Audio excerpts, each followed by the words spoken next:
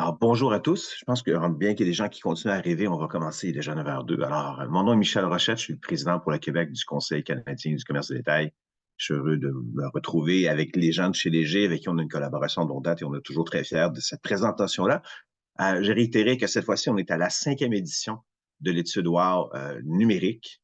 Ça fait, évidemment, certains parmi vous étaient avec nous mardi pour la 14e édition de l'expérience en magasin de la même étude. Cette fois-ci, c'est auprès de 16 000 répondants, peu importe d'où ils sont au Canada, qui ont été sondés sur leur appréciation des commerces d'ici, des commerces Québec et qui font affaire ici. Donc, j'en profite tout de suite pour féliciter toutes les entreprises qui se retrouvent au haut des listes. Réitérer que la présentation d'aujourd'hui va toucher, au-delà de l'appréciation du public, également quelques aspects plus pointus qui vont porter sur la personnalisation des programmes en fait, qui touchent l'approche, donc en virtuel, en ligne, quelle façon les gens interagissent ou se sentent en capacité d'interagir. Également un volet sur l'intelligence artificielle, parce que c'est le mot de l'année, évidemment. Donc, c'est tout ça que les gens de Léger et leurs équipes de professionnels ont travaillé pour vous. Donc, je suis bien content de vous les présenter. Juste réitérer qu'on a avec nous, évidemment, Christian Bourg, qui est vice-président exécutif chez Léger, et Hélène Crépin, qui est vice-présidente de consommation et responsable de l'étude WOW. Alors, juste réitérer que tout au long de la présentation, si vous avez des questions, vous pouvez les adresser à l'intérieur du chat au bas de l'écran. Certaines pourraient être répondues directement par écrit, sinon on va transposer ces questions-là verbalement vers la fin de la réunion. Donc, l'objectif également, c'est de susciter également de l'intérêt. Puis sachez que plus tard aujourd'hui, vous aurez à la fois le lien vidéo de la présentation d'aujourd'hui ainsi que l'étude qui vous est présentée, qui va vous être envoyée. Donc, sans plus attendre, je laisse la parole à Christian et merci pour tous ceux qui sont avec nous aujourd'hui. Parfait. Merci, Michel. Encore une fois, un plaisir de faire ça avec toi ce matin. Et puis ensuite, avec tes collègues de Toronto, du RCC ce midi. Donc, on va présenter aussi l'étude numérique, mais cette fois-ci en anglais. Donc, un plaisir renouvelé de collaborer avec le Conseil canadien du commerce de détail sur l'étude WOW. En fait, Michel en a déjà parlé. Qu'est-ce que c'est le WOW de façon sommaire? En fait, c'est quatre grandes études. Quand on parle du WOW sur l'expérience en magasin, ce qu'on a présenté mardi matin pour ceux qui étaient avec nous aussi mardi, on fait trois grandes études qui sont régionales, de nature régionale, parce qu'on le sait, d'un bout à l'autre du Canada, il y a beaucoup de joueurs régionaux, locaux dans le commerce de détail en magasin qui sont importants. Donc, une étude sur le Québec, sur la donnée québécoise, une deuxième sur les données en Ontario et ensuite une troisième sur l'Ouest canadien. 350 bannières différentes sont évaluées à travers le Canada au niveau de l'expérience en magasin, plus de 25 secteurs d'activité aussi. Et on a passé à travers l'ensemble de ces données-là mardi matin et mardi midi en français et ensuite en anglais, où on parlait aussi d'un dossier spécial sur l'impact de l'inflation sur les habitudes de magasinage, la fidélisation et aussi ce qui rend les magasins plus ou moins attrayants et incite les gens à y entrer. Aujourd'hui, on va parler de l'étude numérique. Celle-ci est un peu différente. Elle est nationale. Donc, c'est 16 000 répondants, comme Michel l'a mentionné, à travers le Canada.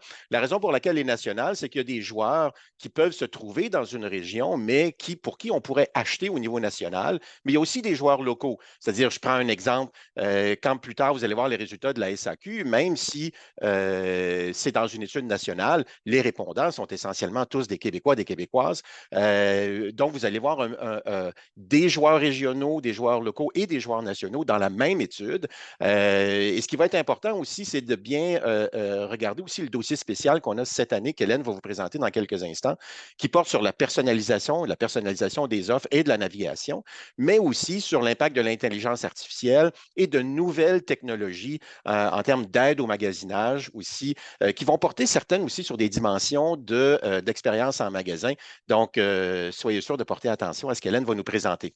Maintenant, un petit retour sur la méthodologie de façon plus détaillée avant que je cède la parole à Hélène. Comme on le mentionnait tout à l'heure, donc, c'est 16 000 répondants de 15 ans et plus qui ont participé à l'étude. Euh, Ce qu'on fait, un peu comme dans l'étude en magasin, c'est qu'on va présenter l'ensemble des marques à l'écran par secteur d'activité et on va dire allez cocher tous les sites que vous avez visités récemment. Et par la suite, nous, on va sélectionner de façon aléatoire quatre de ces sites-là où on va demander à la personne de l'analyser beaucoup plus en profondeur. Encore une fois, ce n'est pas nécessairement des gens qui ont bouclé une transaction sur le site, c'est seulement un échantillon aléatoire de visiteurs récents. On le sait, toute l'importance du pré-magasinage. Donc, il n'est pas nécessaire de faire une transaction sur un site pour se qualifier dans l'étude WOW. Il s'agit de l'avoir visité pour s'inspirer, pour décider si oui ou non on allait y acheter quelque chose, possiblement en magasin. Donc, l'étude s'est faite toujours à la même période depuis les 5 dernières années, du 19 octobre donc au 6 décembre, en termes de l'expérience en ligne. Et ça me fait plaisir, pour commencer, de présenter ou de céder la parole à Hélène Crépin, qui est un peu la conceptrice et celle qui dirige l'équipe WOW, autant en magasin qu'au numérique, qui va vous présenter notre dossier spécial de cette année. Donc, Hélène, je te cède la parole. Oui, merci Christian. Donc, très heureuse d'être là avec vous aussi ce matin. Donc, pour le volet numérique, donc, je vais vous présenter le dossier spécial. L'an dernier, nous avions présenté des données sur la surexposition, la saturation publicitaire aussi en ligne. Nous avions vu notamment que la diversification des canaux publicitaires, mais aussi une plus grande personnalisation du ciblage et du message permettait d'être plus efficace et d'améliorer l'impact aussi de la stratégie numérique. Donc, cette année, on a voulu en fait pousser plus loin l'aspect de personnalisation et connaître l'intérêt des consommateurs à vouloir partager leurs informations personnelles pour bénéficier d'une expérience encore plus personnalisée en ligne. Et deuxième volet, en fait, à l'ère de l'intelligence artificielle. Donc, je vous présenterai également quelques données sur les outils technologiques les plus intéressants pour les consommateurs, tant en ligne qu'en magasin également. Donc, première donnée, donc en moyenne, 71 des consommateurs croient que les entreprises utilisent de façon sécuritaire et confidentielle leurs informations personnelles pour améliorer leur expérience de magasinage ou d'achat. Donc, c'est un pourcentage élevé.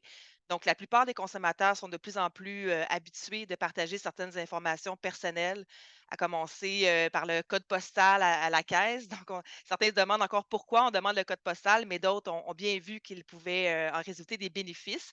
Donc, 71 trouvent que les entreprises vont bien être bienveillants, en fait, avec les données qu'on va leur partager.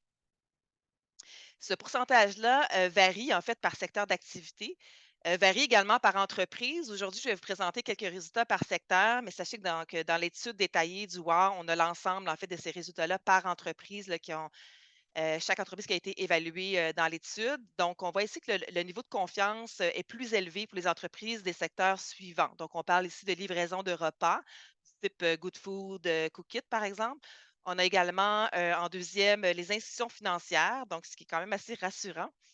On a aussi les détaillants de produits pour animaux, l'alcool et autres substances aussi qui viennent en fait au troisième et au quatrième rang. Donc, par exemple, les clients de la SAQ, par exemple, perçoivent bien les avantages en recevant les offres personnalisées selon leur historique d'achat ou pouvoir même se faire conseiller en succursale. Donc, on est prêt en fait à vouloir partager nos informations personnelles.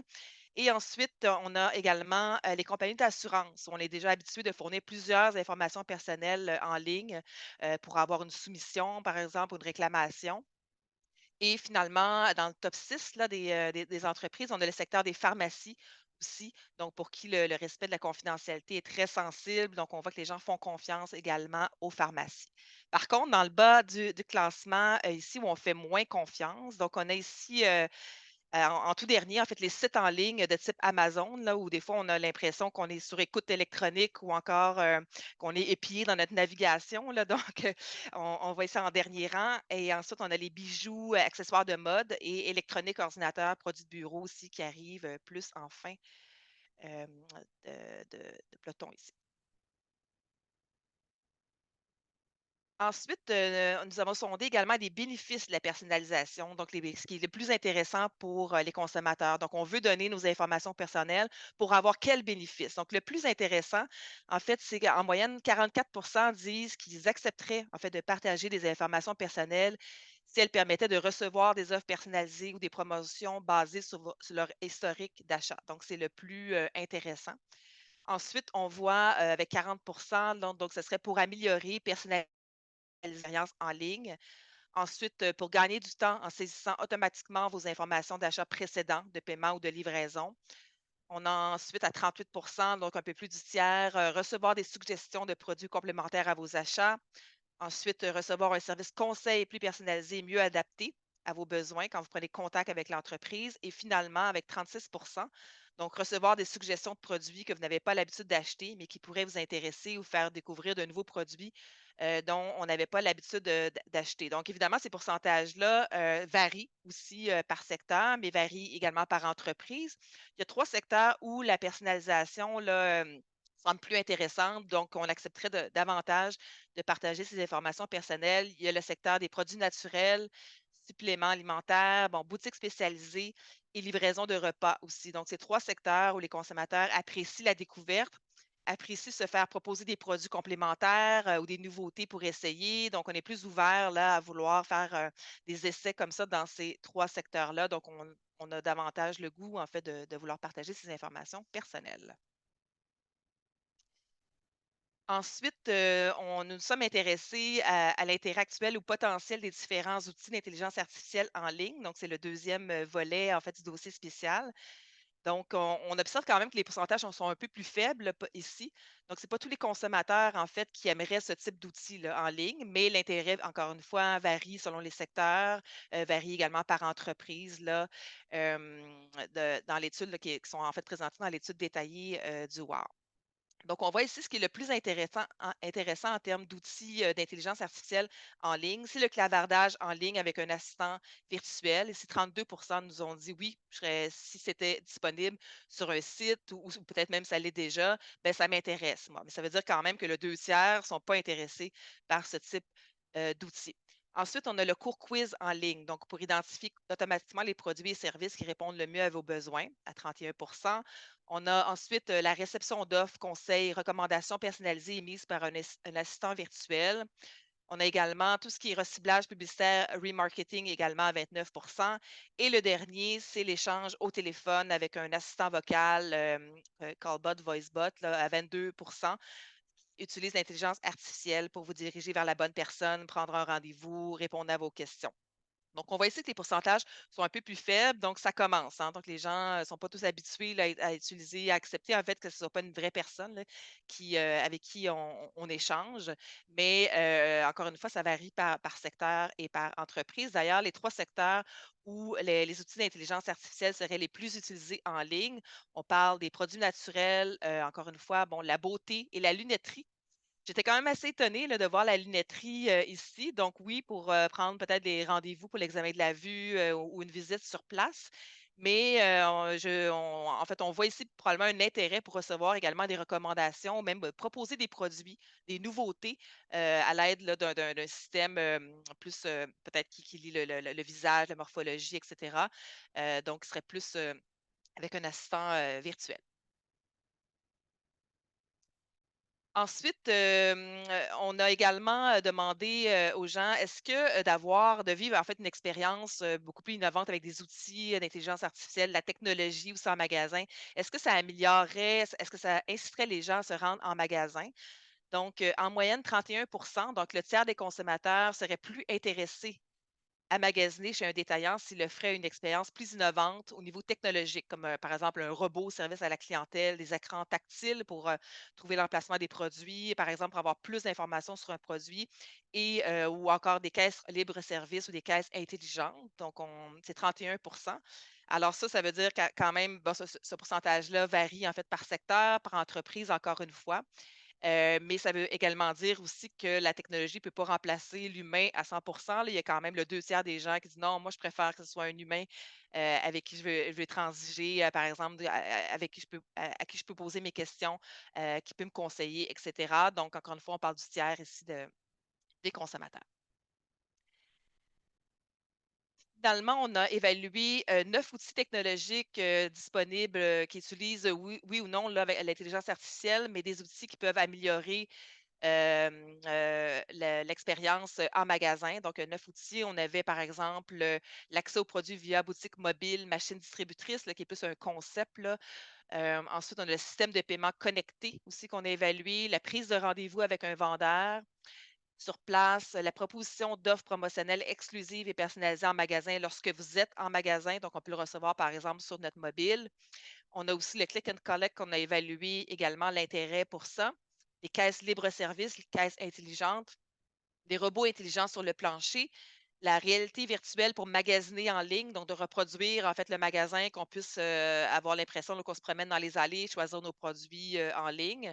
Et les écrans tactiles aussi qu'on a évalués pour avoir plus d'infos sur les produits, par exemple, ou sur l'emplacement, en fait, non produits. Donc, on a évalué l'intérêt pour ces 9 outils-là par entreprise. Donc, on a ici là, l'information par entreprise. Si on regarde tout secteur confondu, en fait, ce qui est le plus intéressant, c'est la caisse libre-service, la caisse intelligente. Donc, c'est en fait aussi l'outil qu'on a plus l'habitude de voir. On parle ici de 1 sur 2 là, des consommateurs qui apprécient les caisses libre-service.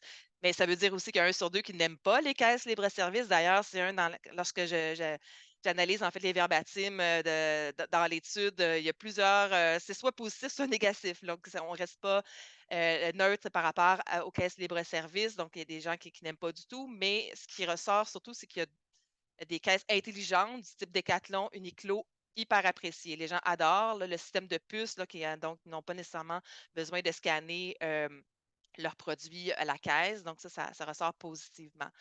Les écrans tactiles viennent en deuxième, avec la possibilité d'obtenir plus d'infos sur les produits, leur emplacement. Donc, ça, les gens apprécient, surtout dans les grandes surfaces où on veut trouver facilement les produits, par exemple les quincailleries. Et finalement, bon, on a ici bon, la proposition d'offres promotionnelles qui arrive en troisième, casier, click and collect. On a le paiement connecté par la suite. Bon, vous les avez tous ici en rang. Et on termine en fait avec le robot intelligent là, avec 25. Donc, assurément, ça pique la curiosité. Le robot, on commence à en avoir un peu, par exemple, dans les restaurants. Mais je pense qu'on est encore, on se demande en fait, est-ce que oui ou non, un robot pourrait nous donner un aussi bon service qu'un humain.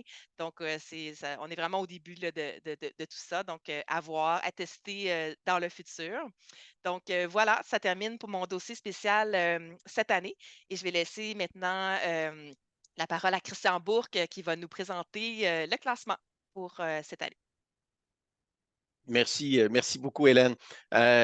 Donc, j'ai le plaisir, j'ai le privilège maintenant de présenter le classement des entreprises en termes d'expérience numérique à travers le Canada. C'est toujours, on aime toujours féliciter les gagnants. Vous allez en voir plusieurs dans les minutes qui viennent.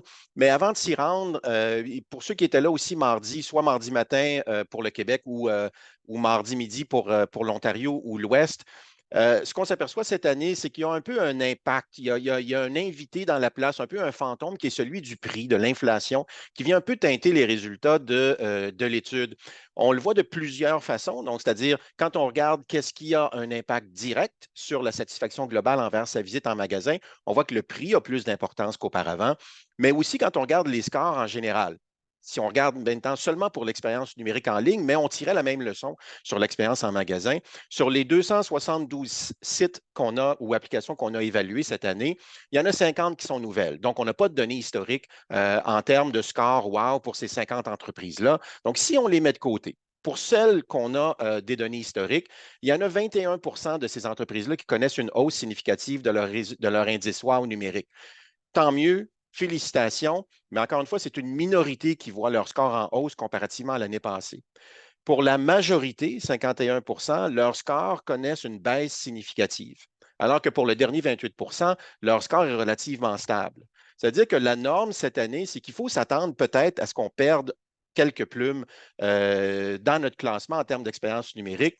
Et derrière ça, on a vu, ou on va le voir chez certains des joueurs, il y a des baisses sur d'autres dimensions parce que le prix n'est pas central dans l'évaluation de l'expérience numérique. Mais en ce moment, les Canadiens, Canadiennes qui visitent un site en ligne ou qui vont en magasin, peut-être que leur évaluation est un peu teintée de la crise de l'abordabilité que l'on vit d'un bout à l'autre du pays. Donc, ça aussi, il faut le prendre en considération quand on regarde les résultats. Mais allons-y donc sur les dimensions qui sont évaluées dans le cadre de l'expérience numérique et ce qui va nous donner notre indice WOW numérique dans quelques instants. Ces dimensions-là, elles sont variées. Elles couvrent en fait deux grands univers. Le premier, c'est tout ce qui comporte ou porte sur le magasinage, sur le choix d'un produit, sur, en fait, où on va évaluer le visuel, ce qu'on appelle communément le look and feel du site où on est, la cohérence avec l'image de marque. Autrement dit, si je m'en vais sur le site de l'entreprise X, est-ce que je me retrouve dans l'univers de marque que je connais de cette entreprise-là? On évalue ensuite les offres. La variété de produits disponibles en ligne, la découverte de nouveaux produits. Certains sites vont être beaucoup plus performants sur le fait de dire, regardez ce qu'il y a de nouveau, ce qu'il y a d'intéressant, où on veut un peu exciter le consommateur, l'amener vers des nouveautés. Et on a ensuite la compétitivité des prix. Ensuite, on a l'expérience de navigation, de recherche d'informations et aussi l'expérience en termes de personnalisation. Est-ce que le site est capable de me pousser des produits parce qu'elle sait que ces produits-là pourraient m'intéresser en particulier en tant que consommateur? Ensuite, on a l'ensemble des dimensions reliées à l'aide de magasinage. Donc, est-ce que je peux être autonome dans mon magasinage, trouver facilement des outils qui vont me permettre de me autonome? Est-ce qu'on m'inspire? Est-ce qu'on me donne des conseils? Est-ce qu'on me donne des indices sur les produits qui sont présentés? Et est-ce qu'on me propose des évaluations aussi faites par d'autres consommateurs, par des pairs ou par des experts sur le site? Donc, ça, c'est les dimensions non transactionnelles qui sont au cœur de l'indice WOW depuis le tout début. La raison pour laquelle ce sont elles qui font partie de l'indice WOW, c'est que ce n'est pas tous les sites de commerce de détail qui sont nécessairement transactionnels et c'est surtout pas à chaque visite d'un site qu'on veut faire une transaction. On en parlait tout à l'heure, puis c'est un peu une des découvertes de la pandémie et du post-pandémie dans la mesure de l'indice WOW, c'est que le pré-magasinage en ligne pour nous diriger en magasin est devenu un sport national. C'est pour ça que ces dimensions-là non transactionnelles ont tant d'importance dans notre indice WOW qu'on vous présente dans quelques instants. Par la suite, il y a les dimensions transactionnelles. Donc, le processus d'achat, la transparence au moment du paiement, tous les indicateurs reliés à la livraison, donc le suivi de la commande, le délai de livraison, les options de livraison et tous ces éléments-là aussi qui font partie de la transaction, et toute la dimension post-achat, c'est-à-dire là où on va aller vouloir fermer la boucle post-achat, donc s'il y a besoin d'un retour de marchandises, si on est capable de déployer des moyens de fidélisation post-achat pour ramener le client chez nous vers notre site, et aussi la transition et la cohérence entre les différents canaux et notre expérience omnicanale chez cette entreprise-là. On va vous présenter à la toute fin, cette année, on a une nouveauté, donc, où on va intégrer la dimension non transactionnelle et la dimension transactionnelle dans un indice complémentaire. Mais on va le voir, ce n'est pas une mince tâche de le faire. Mais on va commencer avec notre indice WOW numérique traditionnel, donc non transactionnel, pour vous présenter nos grands champions et les suivre un peu à travers le temps au cours des 5 dernières années. Donc, roulement de tambour si vous le voulez. On se lance donc dans notre top 10. Donc, cette année, c'est un top 10 qu'on vous présente sur nos 272 sites visités. Donc, si vous êtes parmi les 10 premiers sur 272, c'est que vous êtes très bon. Donc, allons-y à tour de rôle. On va commencer avec Aerie. Dans le domaine de la lingerie, donc, qu'on a commencé à mesurer l'an dernier, qui performait déjà très bien, mais pour la première fois se retrouve dans le top wow au niveau numérique. Donc, félicitations à Harry qui vient s'inscrire dans notre top 10 des meilleurs indices wow. En 9e place, on retrouve maintenant Nespresso. Harry est important de le mentionner pour ceux qui étaient là mardi aussi. En termes d'expérience en magasin, aussi la meilleure de son secteur. Donc, elle est capable de jumeler ces deux dimensions-là. Et ça, c'est extrêmement gagnant quand on retrouve une expérience en ligne qui est aussi agréable que l'expérience qu'on vit en magasin. Bien, effectivement, c'est gagnant au global. Donc, en 9e place, en fait, ensuite, on a Nespresso. Nespresso avec un score de tout près de 88. Très bien évalué sur l'ensemble des dimensions, mais c'est surtout sur l'image de marque. C'est-à-dire que quand on est sur le site de Nespresso, on sait qu'on est chez la marque Nespresso. Il y a une signature de marque qui est reconnue par les visiteurs, mais aussi sur la variété de produits, la facilité de navigation aussi. On va le voir plus tard, très bien coté au niveau transactionnel aussi. C'est leur 5e fois sur 5 où ils sont dans le top wow numérique. Donc, aussi une certaine constance à travers le temps pour Nespresso. Donc, félicitations à eux. Ensuite, on retrouve Arc'teryx, qui est la première fois dans notre top wow numérique, numéro 1 pour l'image de marque. Donc, Nespresso déjà avait élevé la barre et là, Asterisk Arc'teryx est venu passer juste devant eux. Au niveau inspiration et conseils, ils sont parmi les meilleurs aussi au Canada. Les évaluations qui sont offertes par des pairs ou des experts aussi excellents. Et ils sont reconnus pour la qualité de l'expérience omnicanale aussi par les répondants, par les visiteurs donc du site de Arc'teryx. On retrouve par la suite la SAQ en 7e place. Elle se positionne extrêmement bien sur l'ensemble du Canada au niveau de la variété des produits, de l'information disponible sur les produits, la personnalisation de l'expérience. Je le disais tout à l'heure, le dernier courriel que j'ai regardé avant de me joindre au webinaire, c'était mon courrier avec mes offres Inspire de ce matin. Il y a déjà mes offres exclusives. Il y en a 2 que je sais déjà qui vont se retrouver dans le panier ce week-end. Donc, et ça, les clients le reconnaissent. Aussi très fort au niveau des inspirations, des conseils et de la fidélisation parce qu'au centre de l'expérience en ligne de SAQ, il y a le programme Inspire.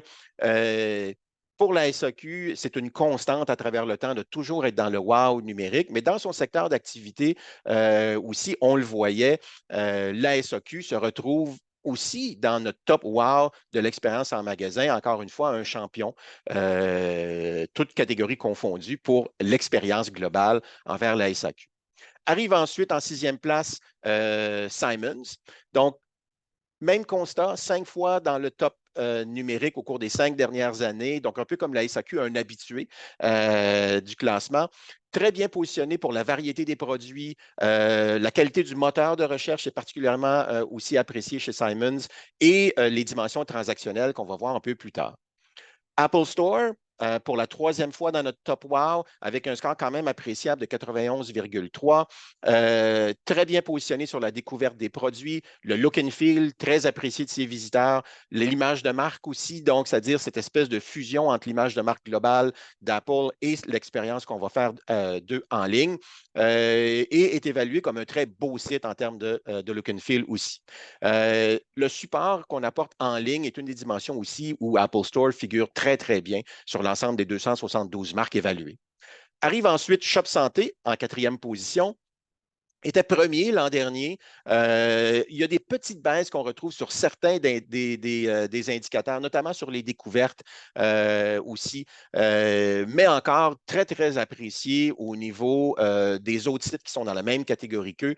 Et la facilité de navigation, la recherche d'informations, là, sur ces 2 dimensions-là, Shop Santé est parmi les meilleurs sites visités au Canada selon ses visiteurs.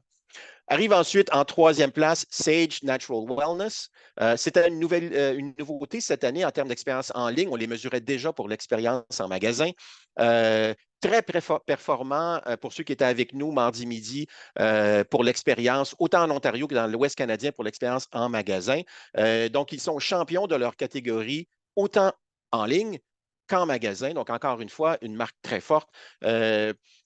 Performe très, très bien sur l'expérience en ligne, notamment pour le look and feel, pour la variété des produits offerts, pour la qualité de la recherche d'informations qu'on peut faire sur le site. Et numéro 1 sur les 272 sites sur la facilité de navigation. Donc, bravo à Sage qui livre des résultats très, très forts, autant en magasin, encore une fois, qu'en ligne.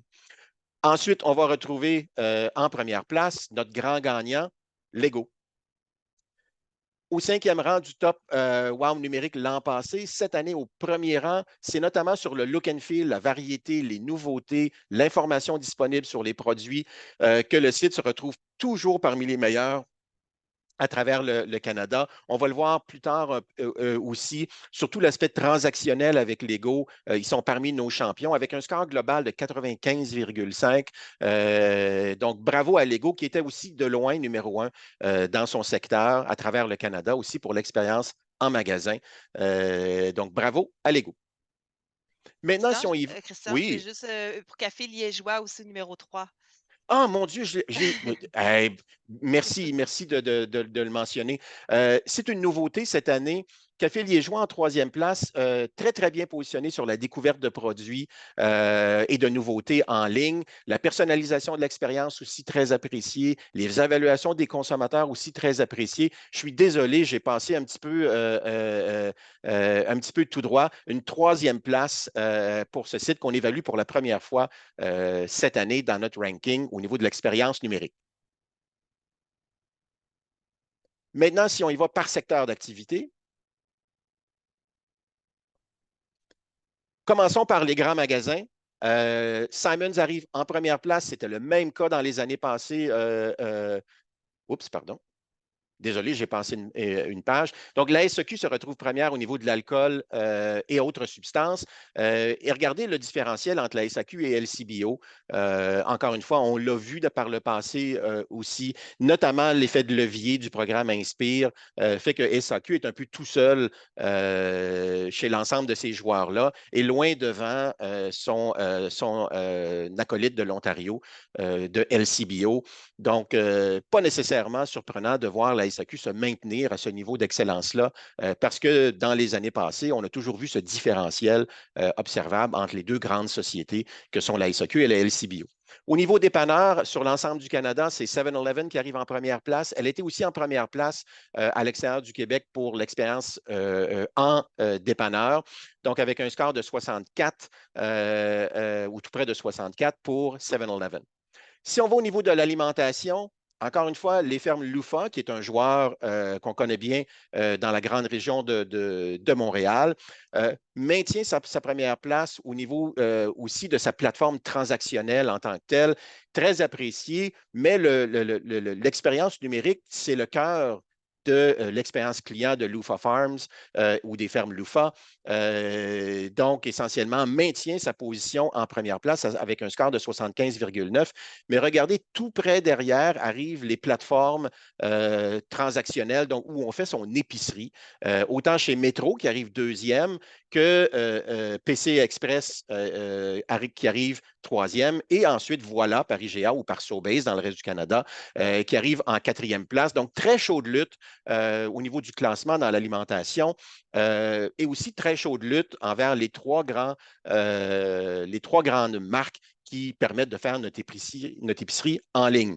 Pour ceux qui se demandent pourquoi est-ce que je trouve Métro à deux endroits, c'est que, étant donné que ce sont des sites différents et des plateformes différentes, on va évaluer les sites corporatifs où on va aller voir, par exemple, les nouveautés en magasin et sa circulaire. On va évaluer ces sites-là séparément des sites où on peut faire son épicerie, donc qui effectivement se retrouvent deuxième, troisième et quatrième au classement.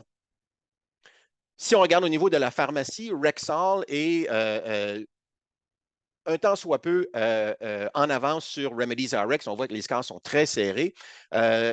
C'était Well.ca qui était en première place l'année dernière, se retrouve maintenant en troisième place sur l'ensemble de la pharmacie. On sait que Well.ca est essentiellement dédié à être une pharmacie en ligne, mais regardez comment les scores sont très près l'un de l'autre.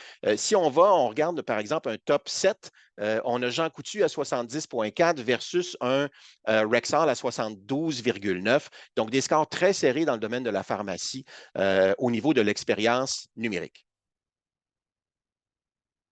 Si on poursuit au niveau des grands magasins, encore une fois, Simons loin en première place au niveau des grands magasins sur l'expérience numérique. On en parlait déjà des grandes forces de Simons au niveau de son expérience numérique.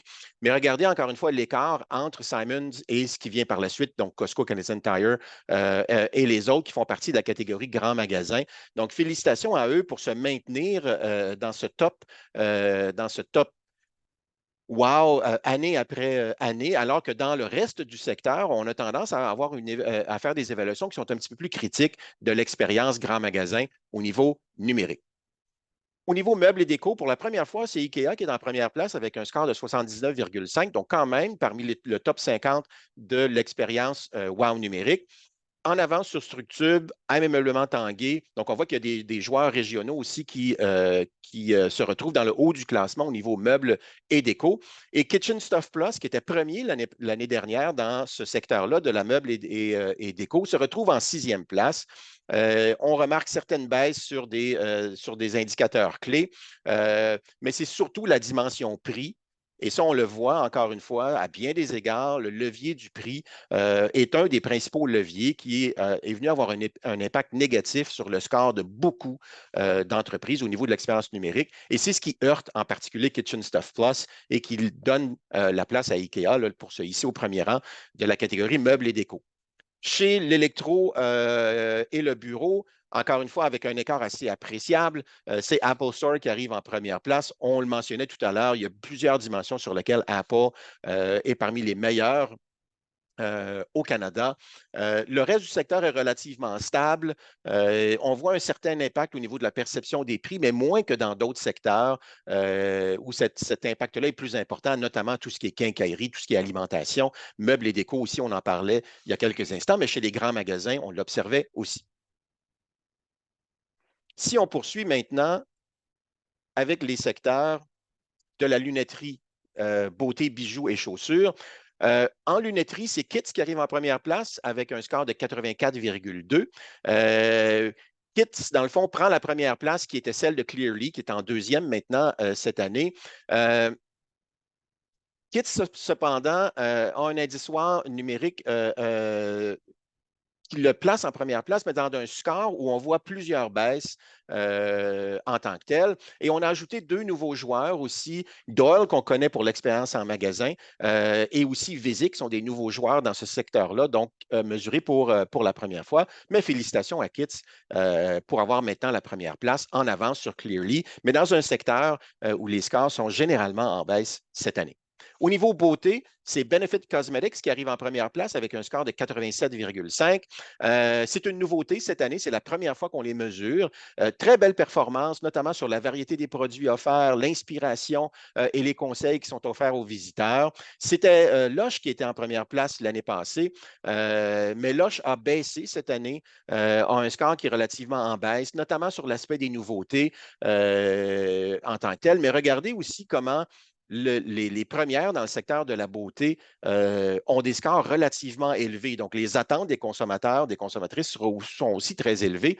MAC, qui est en deuxième à 85,6, Yves Rocher en troisième à 85,3, l'Occitane à 83,5. Donc, beaucoup de scores très élevés. Et même Loche, qui est septième dans ce secteur-là, a quand même une note en haut de 80 sur l'indice numérique globalement. Donc, c'est-à-dire que la barre est haute en termes de l'expérience numérique dans le secteur de la beauté.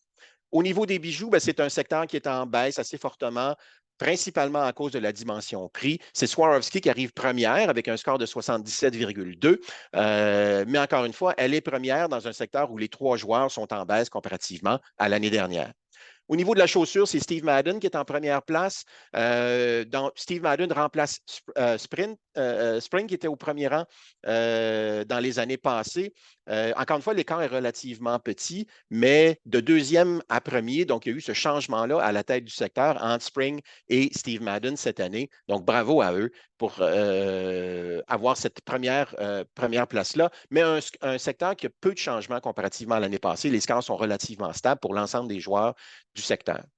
Dans la boutique spécialisée, Café liégeois, on en a parlé tout à l'heure, est en première place avec un score enviable de 91,8.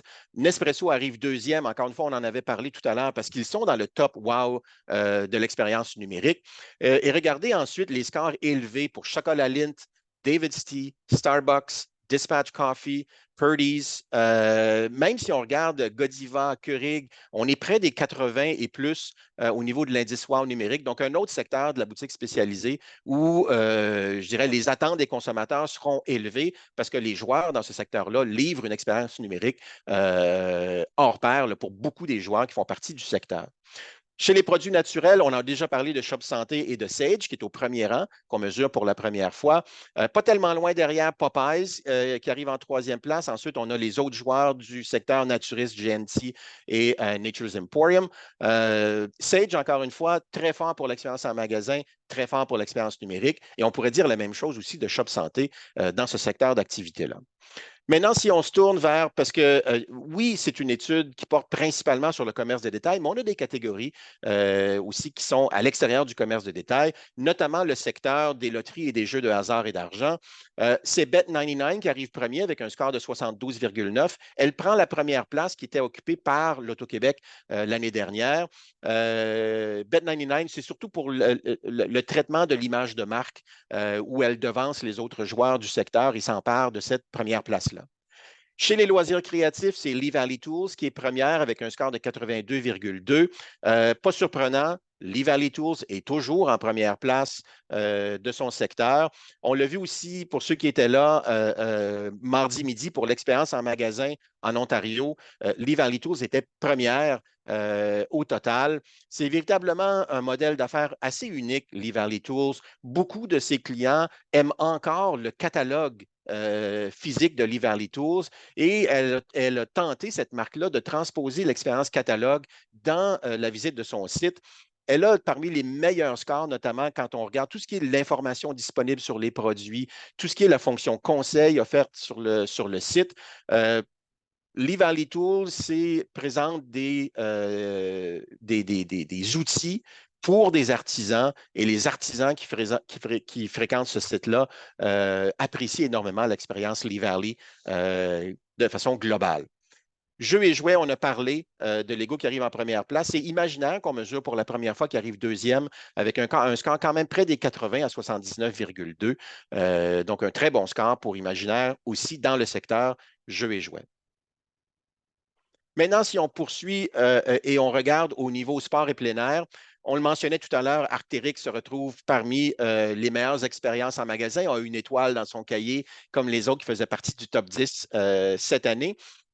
C'est Nike qui était en première place l'année dernière, se retrouve aujourd'hui quatrième dans ce secteur-là. C'est un secteur qui est relativement stable à travers le temps. C'en est un où l'impact du prix est relativement moins important, même si on voit l'impact du prix partout dans toutes les catégories, mais un peu moins impacté par cette dimension-là comparativement à d'autres secteurs. Au niveau de la télécom, c'est Fizz qui livre la meilleure expérience numérique parmi l'ensemble des joueurs du secteur.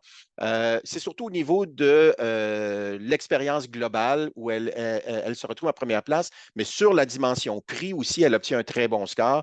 Son image de marque aussi, comment elle est capable de transposer l'image de marque globale de Fizz sur son expérience en ligne et aussi les dimensions, tout ce qui a trait à les efforts de fidélisation de Fizz, aussi la place première dans son secteur, ce qui lui donne un avantage sur les autres joueurs qui suivent, que ce soit Kudu, Virgin Plus, Vidéotron, Charter Mobile et les autres dans le secteur d'activité. Donc, bravo pour Fizz qui se hisse au premier rang et qui y était d'ailleurs l'année passée, donc qui se retrouve première parmi les entreprises en télécom. En quincaillerie, c'est Canac qui se retrouve en première place. Canac est un joueur québécois, est aussi première et de loin dans l'expérience en magasin. Il y a une sorte de fidélité à la marque Canac et les clients se reconnaissent dans cette marque-là et dans l'évaluation qu'ils font, autant de l'expérience numérique qu'en magasin. Canac se distingue toujours. Et ce sont les deux joueurs régionaux au Québec aussi qui sont en première et deuxième place pour l'expérience en magasin. Ils sont première et deuxième pour l'expérience numérique, soit Canac et Patrick Morin. Ensuite, on voit l'ensemble des autres joueurs que sont Lowe's, Home Depot, qui sont relativement près l'une de l'autre. Catégorie fortement heurtée par la dimension prix. On le voit entre Canac qui est 49e. On se retrouve par la suite en 139e, 173e, 221e place au global. Donc, les consommateurs relativement critiques à l'égard de leur visite des sites de la quincaillerie. Au niveau de la livraison repas, Good Food est juste devant Cookit. Les deux ont des scores pratiquement identiques au niveau de l'expérience qu'on livre en ligne. On les apprécie beaucoup pour la variété des menus qui sont présentés. Donc, ils reçoivent des bonnes notes comparativement aux autres secteurs, des bonnes notes sur ces dimensions-là en particulier. Si on se tourne maintenant vers tout ce qui est animalerie et produits pour animaux, Mondou en première place à 82,7. On l'avait vu, Mondou aussi avait un score assez exceptionnel au niveau de l'expérience en magasin. Sur tout ce qui est fidélisation, donc l'utilisation de son programme de fidélisation aussi très élevé, reçoit de très bonnes notes, donc ce qui lui permet de se retrouver premier. Mais aussi d'autres dimensions sur l'offre en ligne, sur la facilité de trouver les produits en ligne. Mondo obtient des très bons scores sur l'ensemble de l'expérience numérique, suivi de près, quand même, tout près derrière Renspets. Ensuite, on a Animaux, etc., PetSmart, Chico, Patégriffe qui sont aussi dans ce domaine-là, mais quand même, Mondo et Renspets se retrouvent un peu dans une ligue à part au niveau de la qualité de leur expérience en ligne. Dans le vêtement, c'est Penningtons qui arrive première, qui est aussi félicité par les consommatrices aussi pour l'expérience en magasin en Ontario particulièrement. Ratemans arrive en deuxième place, Uniqlo, Jack & Jones, mais on le voit, ce secteur-là, l'écart est très minime entre les différents joueurs dans le secteur du vêtement. On voit une baisse quand même assez marquée au niveau de Frank & Oak, qui était plus près du haut du classement. Le secteur est relativement stable comparativement aux années passées, mais Penningtons et Ratemans savent tirer leur épingle du jeu au niveau de l'expérience en ligne. Aerie, on l'a mentionné tout à l'heure, se retrouve première, mais les autres ne sont pas tellement loin derrière. Donc, Mix en particulier qu'on mesure pour la première fois, si je ne me trompe pas, cette année. Ensuite, Blush et ensuite les sites de La Vie en Rose et de la Senza qui vont suivre par la suite. Donc, très bon score pour Aerie dans son secteur d'activité. Au niveau des sites en ligne, des pure play, comme on le disait auparavant, Amazon est première à 77,7. Souvent, les gens se surprennent. Tout le monde va chez Amazon, si vous me permettez l'expression. Pourquoi est-ce qu'il ne se retrouve pas plus haut que ça? Essentiellement, sur les dimensions de look and feel, il y a quand même un écart entre ce que livre Amazon et ce que livrent les meilleurs dans son domaine. Même s'il se tire bien d'affaires sur les dimensions transactionnelles qu'on verra un petit peu plus loin, sur les dimensions qualité de l'expérience et du look en général, c'est là où Amazon a des scores qui sont moins intéressants. Donc, se retrouve 54e, même si, encore une fois, c'est un site très achalandé. Maintenant, si on sort un petit peu du commerce de détail, on va terminer sur ces catégories-là. Dans le domaine de l'immobilier, Sutton se trouve en première place avec un score de 73,7. Tout près derrière, on retrouve Centris. Au niveau des finances, c'est Tangerine qui est en première place. Tangerine était aussi en première place l'année dernière. Il y a des petites baisses dans le secteur des finances qu'on observe chez les différents joueurs. Mais si on regarde au niveau des grandes banques, des grandes institutions financières, entre CIBC, Desjardins, ATB, Toronto Dominion, les scores sont très, très, très serrés dans le domaine des finances en termes des scores sur le wow numérique. Et Beneva se trouve en première place au niveau du secteur de l'assurance. Maintenant, on a une nouveauté cette année. Ce qu'on a fait, c'est qu'on a voulu intégrer les dimensions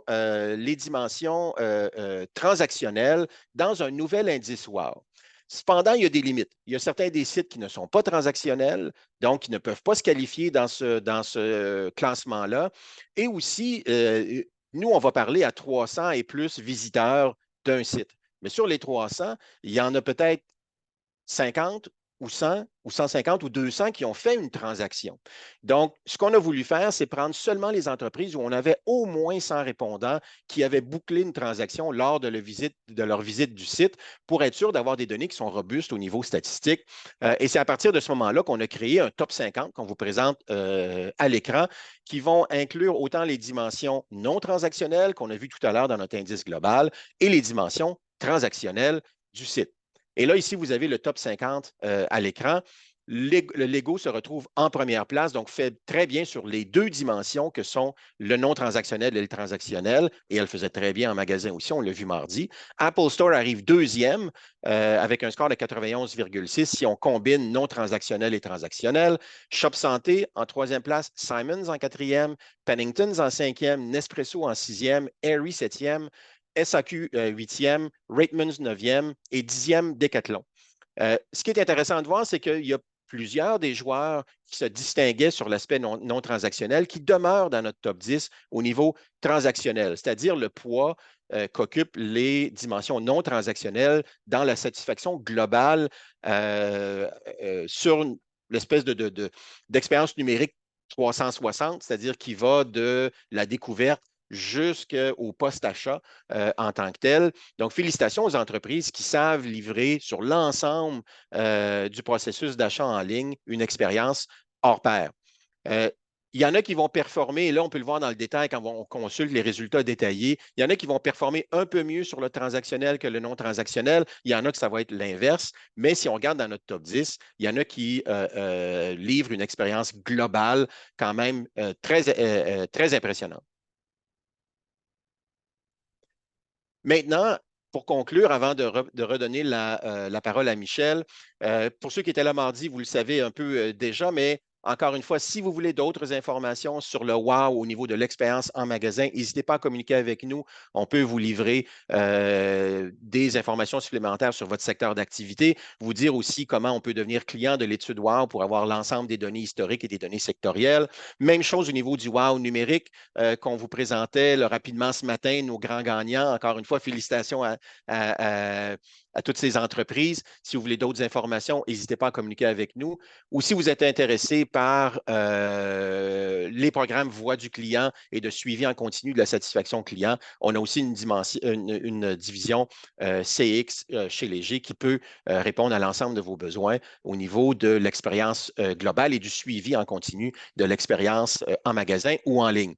Là-dessus, je retourne la parole à Michel pour les quelques minutes qui nous restent pour une courte période de questions-réponses. À toi, Michel. Merci Christian, merci Hélène pour la présentation. C'est toujours une immense quantité de données intéressantes qu'on reçoit.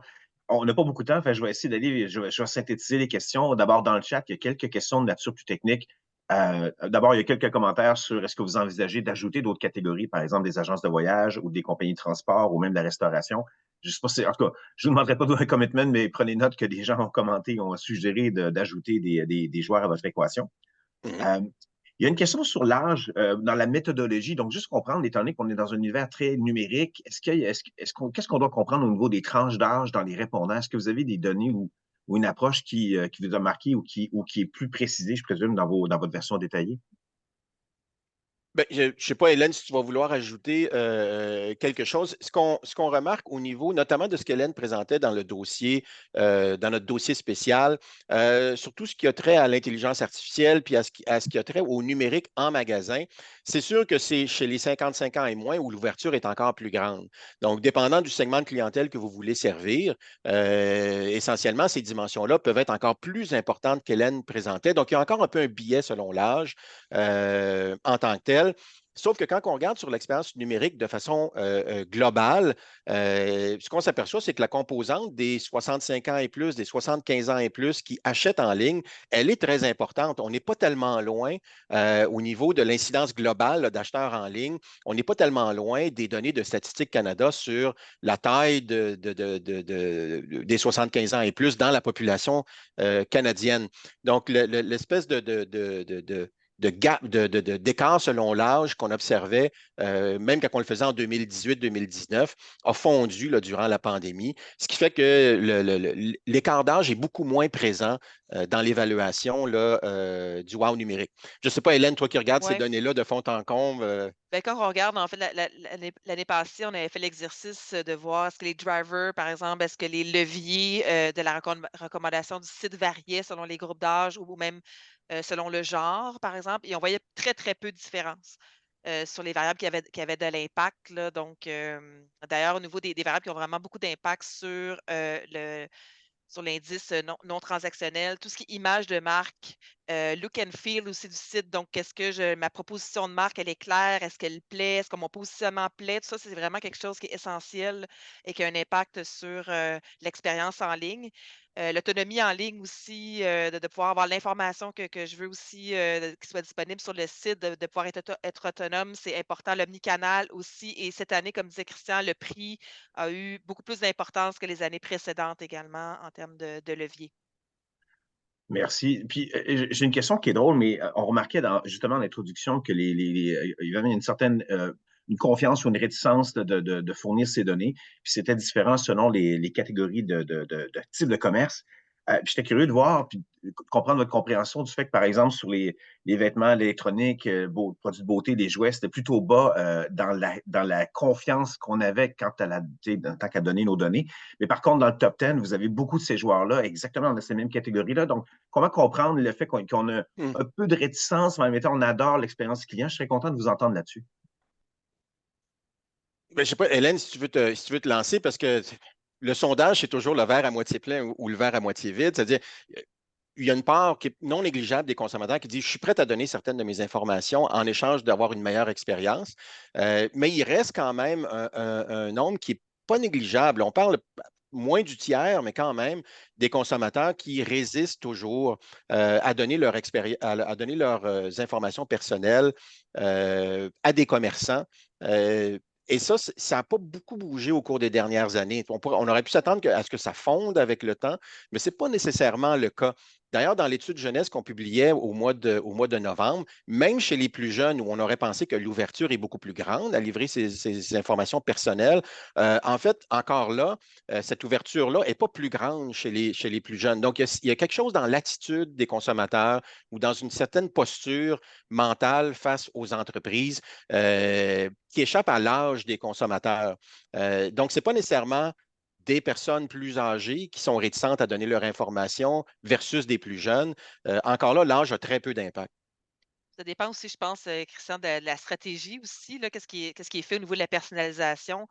C'est sûr que si on envoie, on l'a vu d'ailleurs dans l'étude numérique qu'on a présentée avant les fêtes, même aussi l'an dernier, on en avait aussi parlé, tout ce qui est de personnaliser, mais par courriel, par exemple. Donc, c'est mieux apprécié que, par exemple, le plus du retargeting où tu vas sur, par exemple, Amazon, puis tu reçois plein de pubs, tout ça par la suite. Donc, il y a aussi cette réticence-là aussi. Je pense que quand les gens, on sait que c'est fait. Plus personnel, là, par exemple un courriel. Je pense on est plus ouvert en fait à vouloir partager ces informations, aussi. Oui. Si vous faites partie du programme de fidélisation d'une marque, à ce Mmh. moment-là, votre ouverture à fournir de données est beaucoup plus grande. Puis c'est là où, comme Hélène le mentionne, bien, si on est capable de boucler ça avec l'envoi d'un courriel personnalisé, des offres personnalisées, là, on devient gagnant. Mais les consommateurs apprécient beaucoup moins tout ce qui est le retargeting parce qu'essentiellement, des fois, on peut se sentir un peu agressé par le volume de publicité qu'on pourrait recevoir. Peut-être pour une dernière question, parce qu'on approche 10 heures, il y a une question dans le chat qui m'amène sur une question que j'avais déjà sur. Il y a des sites qui reçoivent plus de visiteurs que d'autres. Et puis, il y a une curiosité de savoir comment est-ce qu'on pondère tout ça. Puis, j'étais curieux de comprendre quelles sont les dimensions d'expérience qui sont les plus importantes selon vous à travers toute votre pondération et vos critères.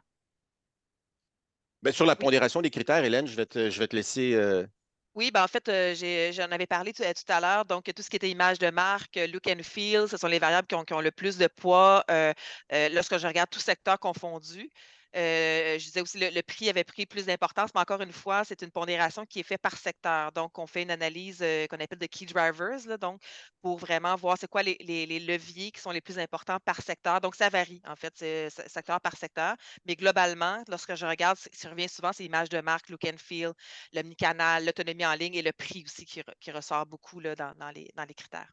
Puis pour reprendre la question de M. Poirier qui demande, dans un cas où un magasin reçoit, somme toute, peu de visiteurs ou un qui en reçoit beaucoup plus, comment vous rationalisez ça en quelque sorte, Bon, là? on cherche en fait 300 visiteurs, donc peu importe, si un site est visité par 2% de la population ou un autre qui est visité par 10%, c'est quand même 300. Répondants qu'on analyse et en fait, on pondère, on s'assure en fait que ces 300-là soient représentatifs de l'ensemble des visiteurs.